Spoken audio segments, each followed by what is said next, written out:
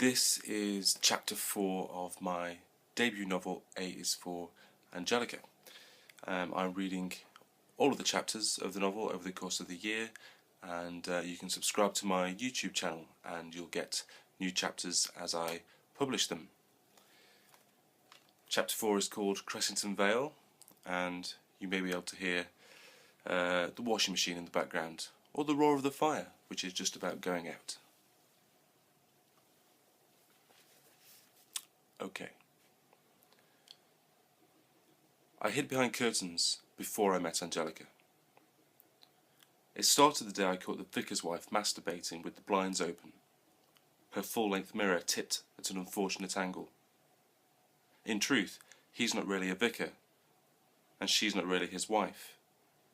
He's a Jehovah's Witness, she's his bit on the side. I thought about slipping a note discreetly under the door to stop it happening again, but I decided against it. Besides, she should have known better. She's older than me. After that, I found myself sitting by the window for hours on end, surveying the street,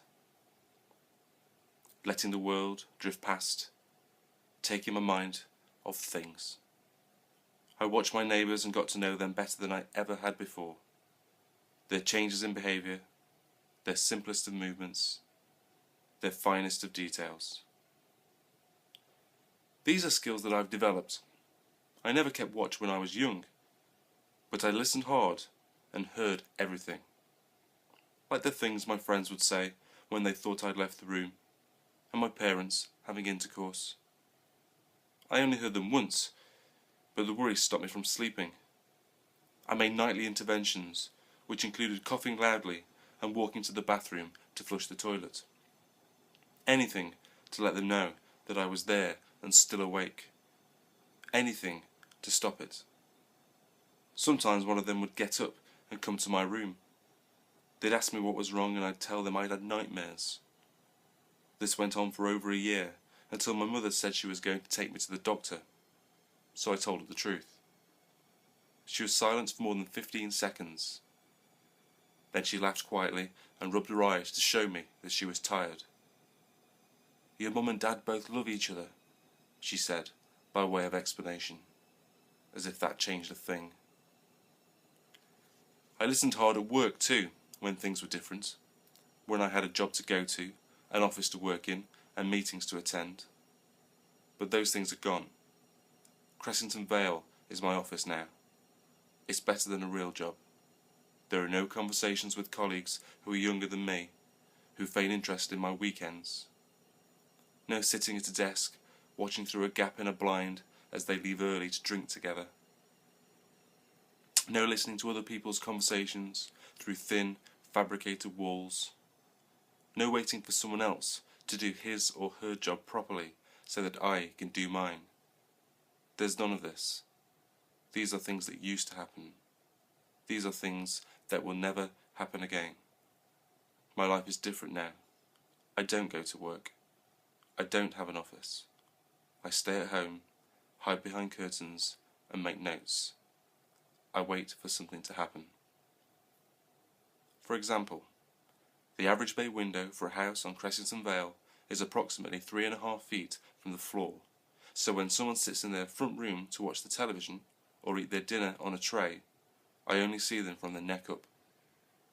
Each day I make a list of the time each head in the window becomes a body and gets up to close the curtains. Ina McCorkey is always the last. She sits and crochets in the lights from her television, its colours always changing. When all the curtains are closed, I make supper, read the newspaper, or go upstairs and sit by the spare room window. That's where all the action is. It's where I keep my files. I can see up and down the street, over the trees in the road, and occasionally into bedrooms. I avert my eyes at the slightest sign of nakedness. I'm never indiscreet. But there have been incidences. First there was the vicar's wife, and then the unpleasantness of glimpsing a penis at number 19.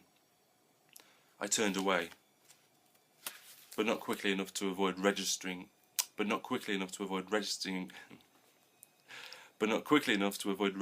the offending member as not belonging to Peter Smith, as perhaps I might have expected, what with his wife, Janice, closing the downstairs curtains just half an hour before.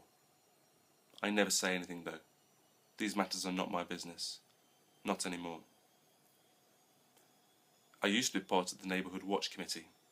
I was watch coordinator for 15 years, 6 months and 25 days, appointed following a spate of muggings in the local area and around 6 weeks after the previous coordinator resigned. She'd been one of the victims. Before then, I'd been watch secretary. My responsibilities included planning meetings and taking minutes. I also set up and provided a reminder service where I would ring committee members approximately 3 hours prior to a meeting. I'd let the phone ring twice and then hang up.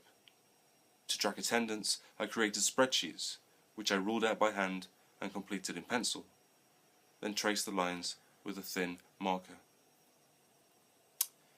These days there is no neighbourhood watch. In fact, sometimes it feels like I'm the only one who does any watching at all. Cressington Vale is a quiet street and one of the oldest in town, tucked away from the new housing estates. But misdemeanours take place on quiet streets. They still need rules and boundaries. So I keep a file labelled suspicious behaviour, which I add to almost every other day. It's a dossier of unusual happenings. Most involve neighbours, like when Andrea Turner returned home late from work with a towel wrapped round her head. She'd been to her first aqua aerobics. Or when Don Donald, my oldest friend, left his mattress on the front lawn. He'd been bitten 27 times in the night, and only on his legs. He said he wanted to give it some air. I found that if you ask directly, people will explain themselves.